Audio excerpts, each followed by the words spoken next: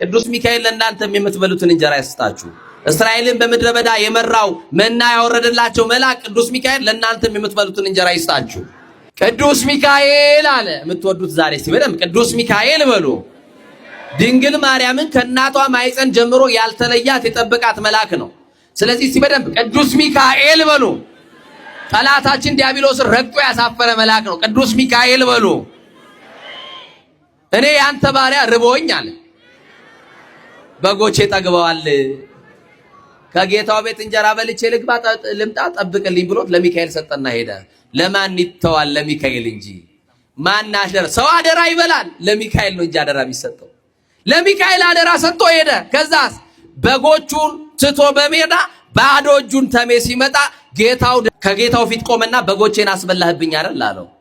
አይ ጌታው በጎቼን አላስበላውብም። እናስ ለሚካኤል ሰጥቼ ነው። ለማን ሰጥቼ?